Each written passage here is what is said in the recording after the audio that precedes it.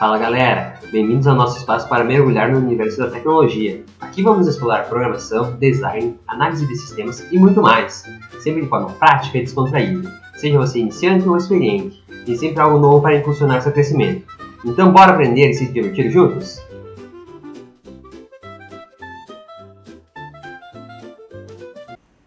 Olá pessoal, eu sou o Jackson Meia Bosco e vocês estão no curso de Design de Interfaces. Hoje vamos falar sobre o primeiro pilar, que é sobre Introdução em IHC e seus benefícios. Então, o que é o IHC? É a interação humano-computador. E qual é o objetivo desse primeiro pilar? É descrever os conceitos básicos de IHC, identificar as áreas relacionadas com o IHC, reconhecer a importância do IHC e seus benefícios. Então, vamos lá. É fornecer explicações e previsões para fenômenos de interação do usuário e o sistema, e os resultados práticos para o projeto da interface com o usuário. Vamos lá. Então, o que é uma interface? Então, é uma forma que ocorre a comunicação entre o usuário e o sistema, né? Ela permite a interação por meio de interface gráfica, utilizando imagens, ícones, textos, assim para facilitar a execução das tarefas aí do usuário com o sistema. Bora lá. Então, o que seria interação? É o significado, é uma ação com uma interpretação. Ou seja, o usuário aqui, ele faz uma ação com o sistema, com a interface do sistema, né? Que seria a aplicação, e a aplicação devolve essa interação de forma que o usuário interpreta ela e entenda o que aconteceu.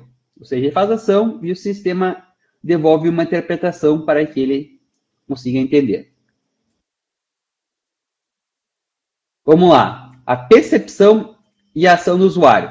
O usuário ele tem uma percepção visual, que é a mais utilizada em HC, que é a precisão da cor e das ilusões de óptica.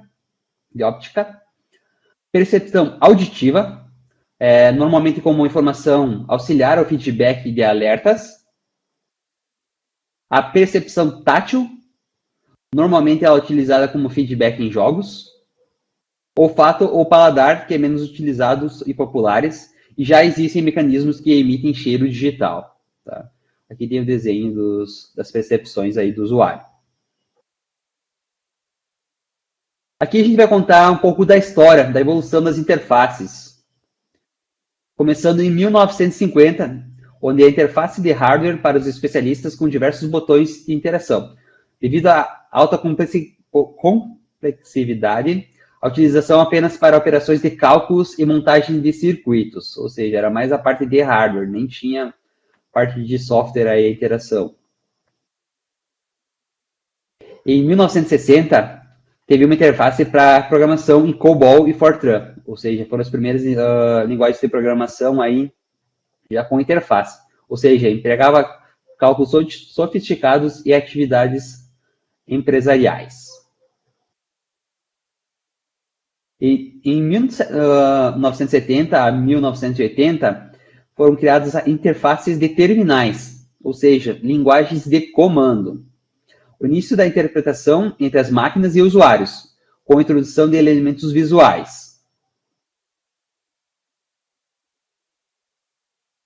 Em 1980, interfaces para interação por meio de diálogos, como GUIs e multimídias, ou seja, é acessível para um usuário comum, permitindo a execução de tarefas de forma intuitiva e com suporte visual. 1990, então as interfaces para colaboração em equipes, redes e grupos de trabalho. Integração de atividades colaborativas através de redes interconectadas. De 2000 até os dias atuais, ou seja, interface onipresente, celulares, dispositivos móveis, tecnológicos e embarcados. Tá? Interfaces integradas em múltiplos dispositivos e tecnologias. Então, convergência de plataformas e adaptação a diferentes contextos de uso. Não se esqueçam de se inscrever nas aulas de desenvolvimento web. Lá vocês vão aprender sobre HTML, CSS, JavaScript, SQL, arquitetura web, segurança de dados, desde as pessoas que têm conhecimento básico ao avançado. vai ter tudo para contribuir na sua jornada aí. Problemas comuns no desenvolvimento de sistemas.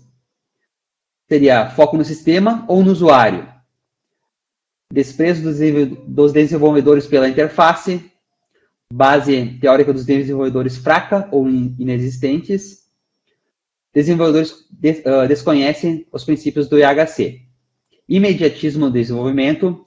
Processo de desenvolvimento inadequado ou inexistente. Desprezo da equipe de desenvolvedores. Ou seja, utilização de ferramentas inadequadas e atraso tecnológico. Então, esses são todos os problemas aí que podem afetar quando não se utiliza o IHC.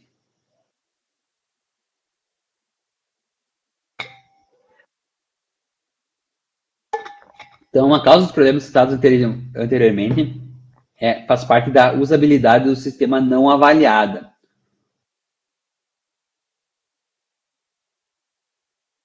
Enfoques da pesquisa em IHC.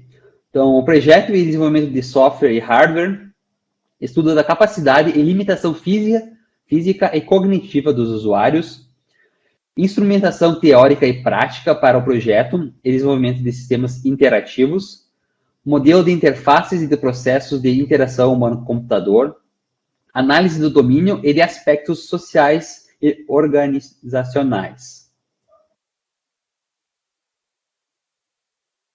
Então, todo projetista deseja construir um sistema interativo de alta qualidade que será admirado pelos seus colegas, comemorado pelos usuários e amplamente divulgado e frequentemente imitado.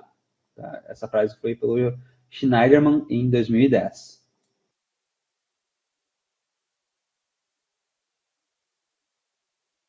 Bora lá.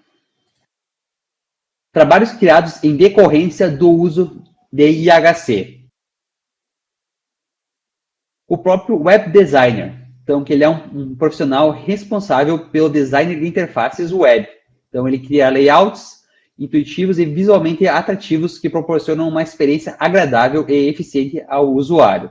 Ou seja, ele combina a estética com a funcionalidade e os princípios de usabilidade e acessibilidade.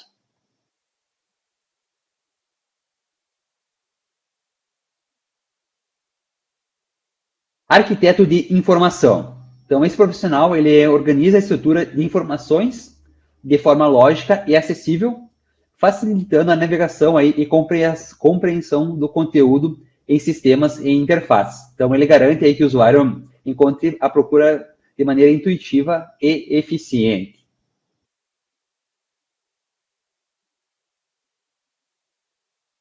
Especialista em usabilidade. Então, esse profissional, ele avalia e otimiza a interação entre os usuários e os sistemas. Tá? Ele garante, então, que as interfaces sejam intuitivas, eficientes e seja fácil de usar. Então, o foco dele é na melhoria da experiência com o usuário, na satisfação desse usuário, ou seja, do cliente aí final.